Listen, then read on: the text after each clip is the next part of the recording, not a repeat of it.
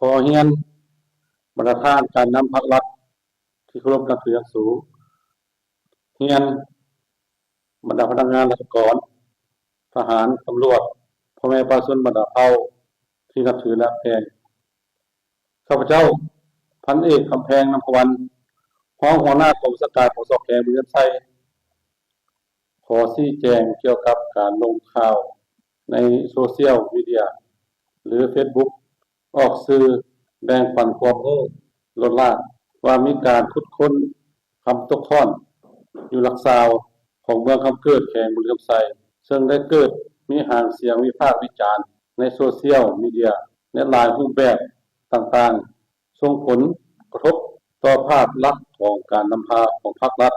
และเจ้าหน้าที่เกี่ยวข้องภายในแขวงบุรีรัมย์ไซของพวกเราภายหลังพวกเราได้รับทราบเกี่ยวกับเหตุการณ์ดังกล่าวคณะเฉพาะกิจ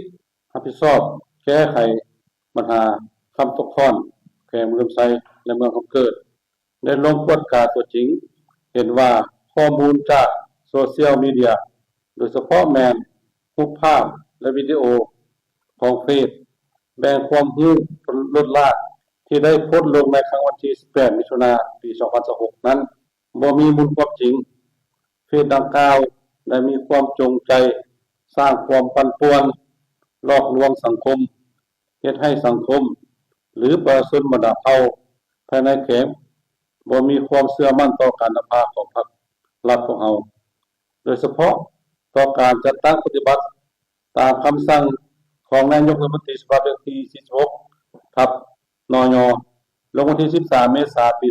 2026ว่าด้วยการต้านและการสกัดกั้นการลักลอบขุดค้นปรุงแต่งเก็บซื้อขายและนำเข้าส่งออกแร่ธาตุและผลิตภัณฑ์แร่ธาตุต่างๆที่บ่ถูกต้องตามระเบียบกฎหมายในขอบเขตทั่วประเทศต่อปัญหาดังกล่าวนี้ข้าพเจ้าขอต่างหน้ากองบัญชาการสแขวงในนามต่างหน้าคณะเฉพาะกิจรับผิดชอบแก้ไขปัญหาคำตกท่อนขั้นแขวงบุรีรัมย์ไซขอชี้แจงว่าภาพวิดีโอดังกล่าวนี้แม้นเป็นภาพเก่าก่อนมีคำสั่งเลขที่46/นย.ออกมาปัจจุบันนี้แม้นบ่มีการขุดค้นแร่ธาตุดังกล่าวตามการลงข่าวของเฟซโซเชียลมีเดียแต่ประการใดฉะนั้นพวกเราจึงขอเรียกร้องว่ายังพนักงานราชการทหารตำรวจพ่อแม่ประชาชนบรรดาเผ่าในทั่วสังคม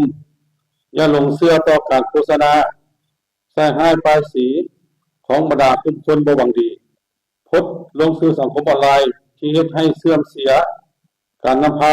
ขององค์การจัดตั้งพรรครัฐเฮาข้าพเจ้าในนามคณะกรรมการแก้ไขคำตกท่อนอยู่แขวงบุรีรัมย์ไซ